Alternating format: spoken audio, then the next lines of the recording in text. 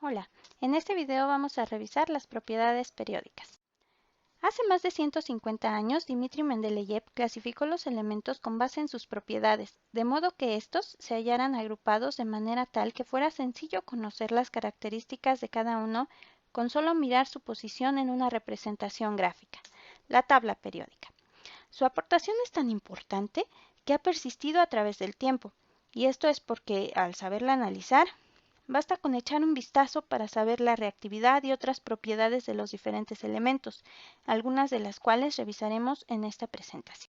La primera propiedad que vamos a revisar es el radio atómico, y este varía dependiendo del tamaño de los orbitales en que se encuentran los electrones más lejanos al núcleo, y que depende del número cuántico principal.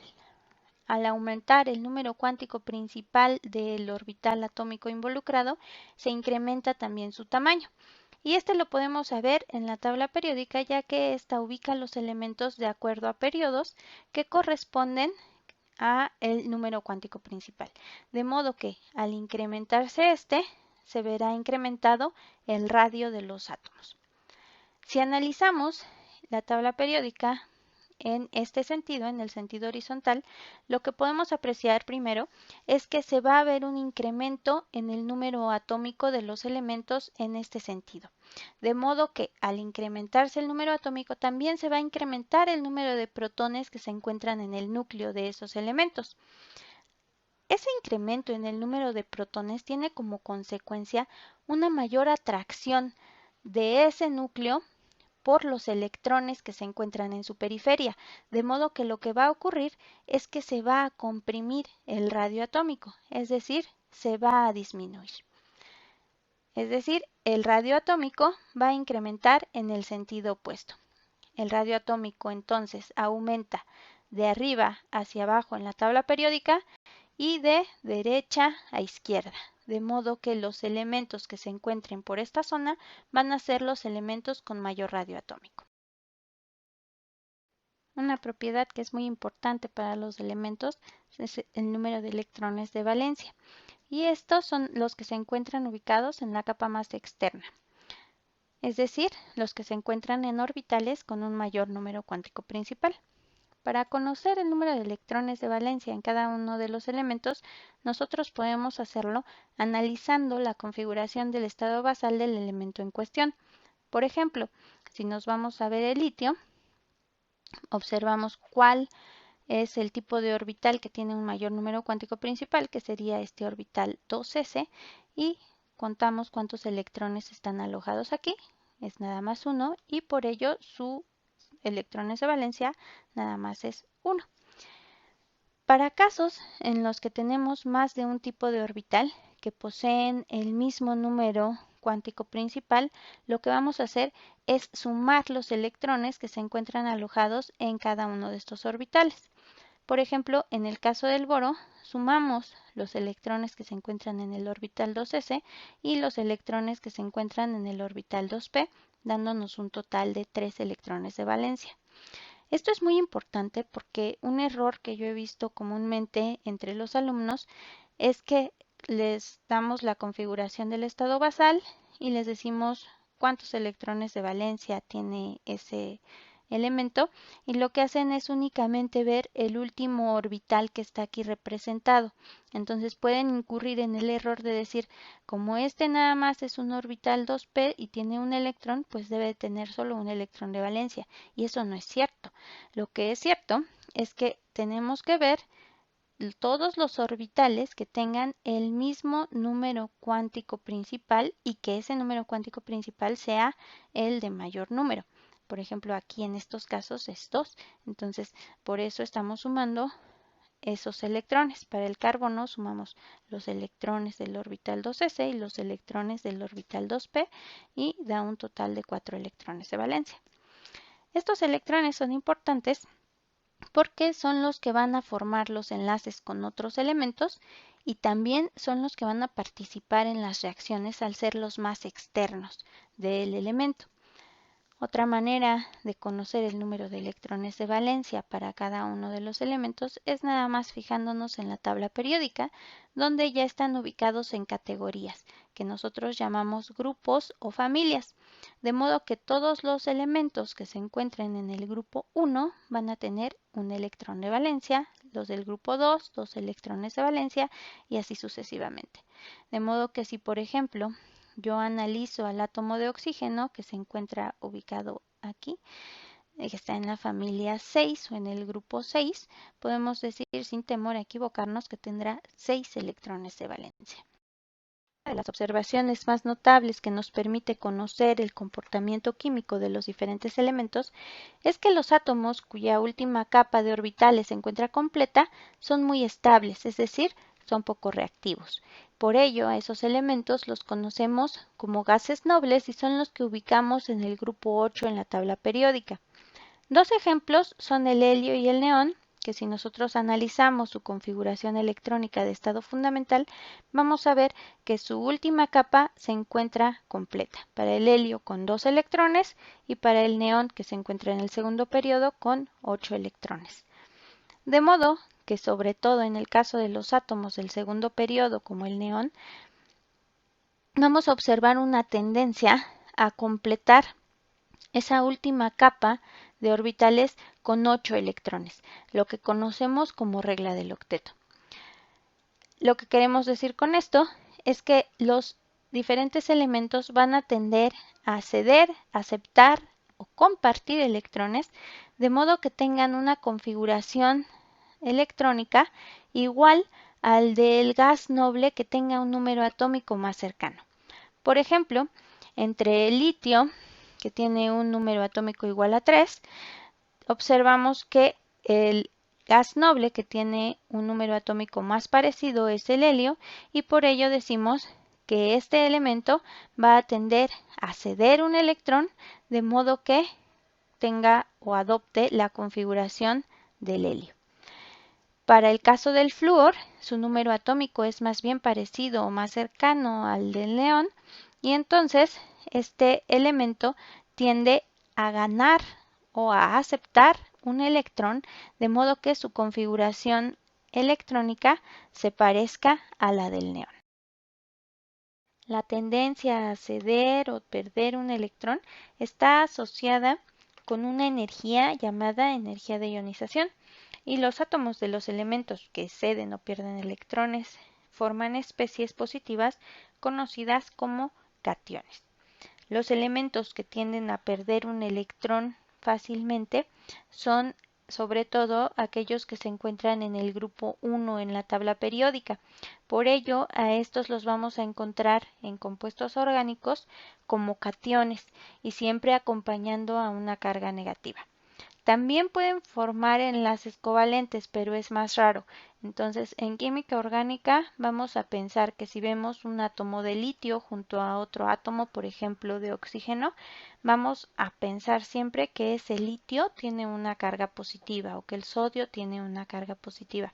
Esto es muy importante a tomar en cuenta, por favor, no lo olviden. Dependiendo del elemento en cuestión, la cantidad de energía requerida para que ocurra el proceso de formación del catión va a ser diferente y esto va a depender de su estructura.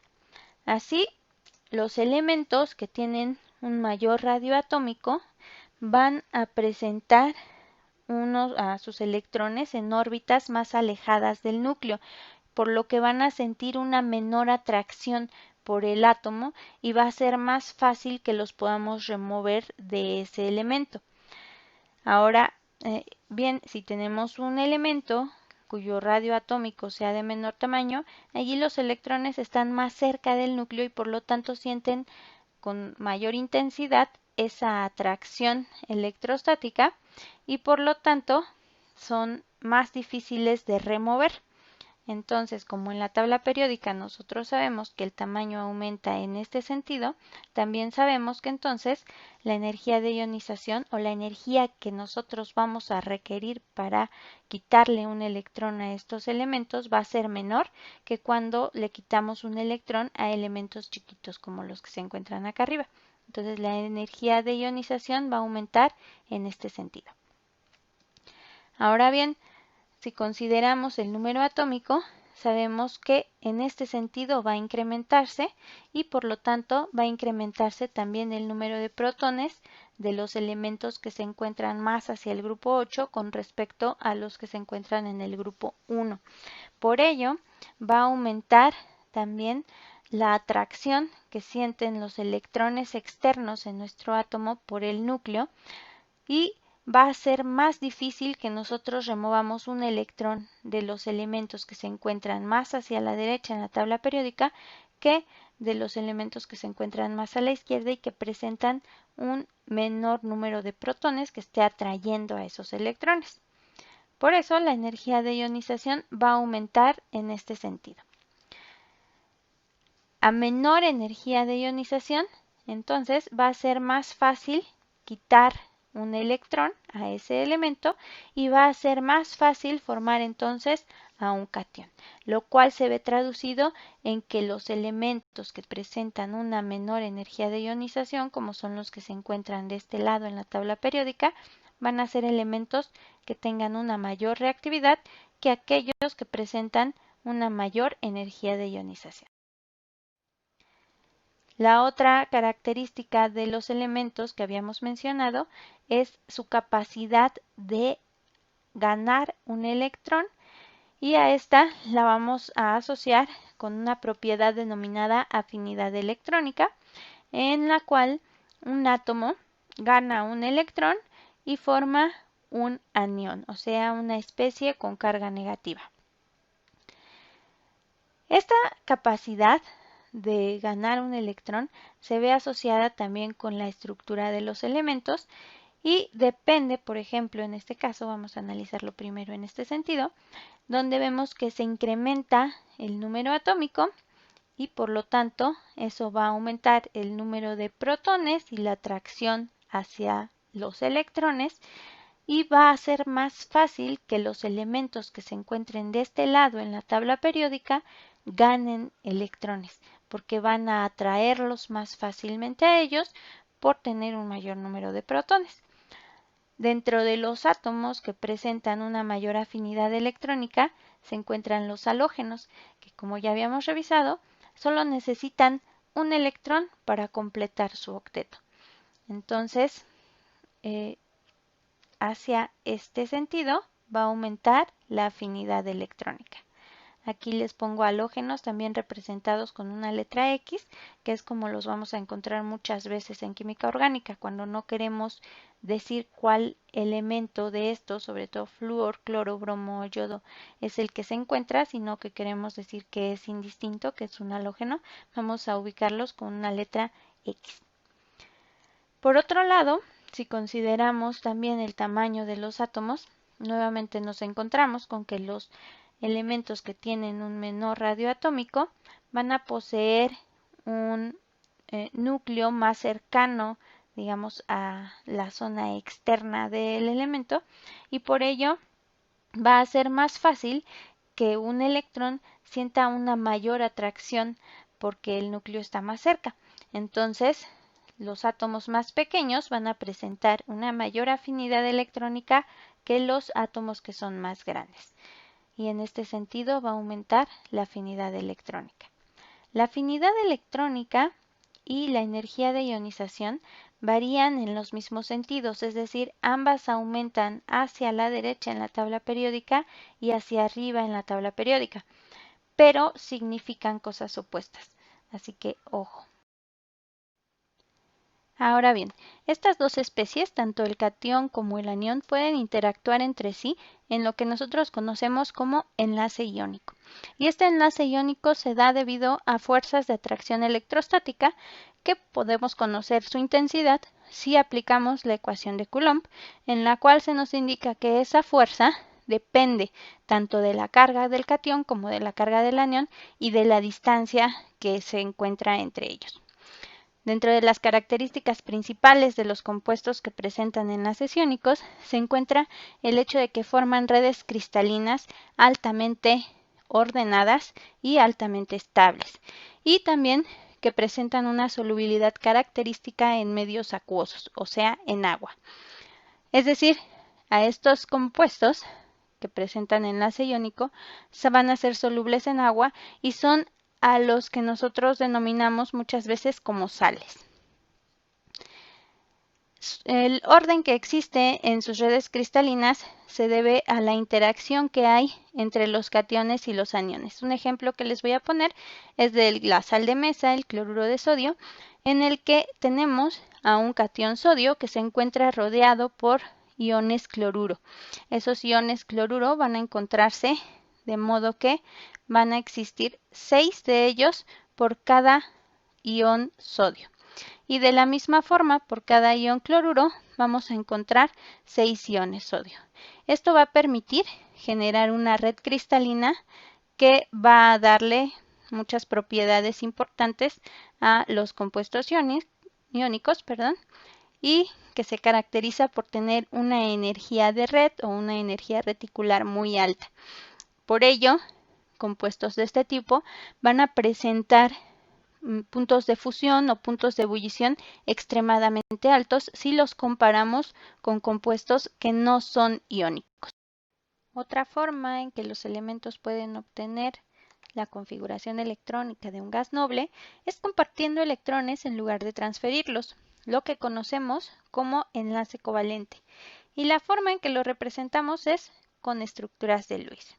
El ejemplo más sencillo es en el que dos átomos de hidrógeno comparten su único electrón, de modo que ambos obtienen la configuración electrónica del helio. El enlace covalente puede representarse también utilizando una línea entre los átomos involucrados, como es en este caso, en lugar de los dos puntitos que representaban a los electrones. Sin embargo, algo que tienen que tomar en cuenta es que toda representación de este tipo implica también la representación de un par de electrones.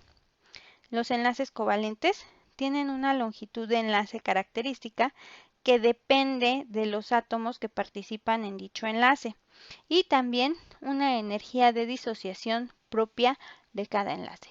Esta energía de disociación es la energía que requerimos para romper un enlace y que cada elemento que estaba contribuyendo en ese sitio se quede con su electrón.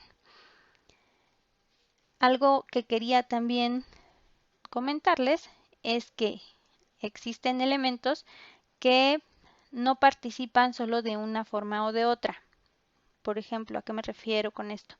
Por ejemplo, los halógenos no solo van a formar enlaces iónicos como lo que veíamos en otras diapositivas, sino que también son capaces de formar enlaces covalentes de modo que completen su configuración electrónica de gas noble. Aquí los elementos de este tipo, como los halógenos, presentan también otra característica, que es que tienen electrones alrededor de ellos que no participan en ningún enlace.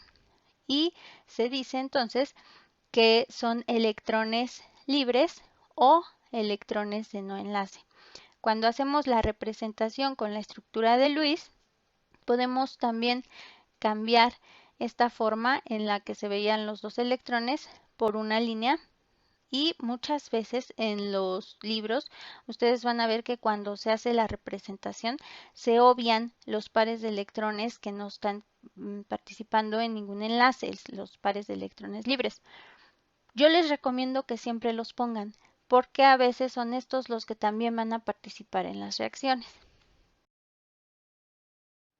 Cuando analizamos otros elementos como los que se encuentran en el segundo periodo, por ejemplo el carbono, el nitrógeno o el oxígeno, observamos que presentan un número de electrones de valencia tal que nos hace saber que no es suficiente con que estos átomos ganen un electrón o donen un electrón o formen un solo enlace covalente para completar su octeto y parecerse así al gas noble más cercano, en este caso el neón, sino que estos elementos van a tender a formar más de un enlace, lo que les comentaré un poco más ampliamente en el siguiente video. Espero que este material les sea de utilidad y hasta la próxima.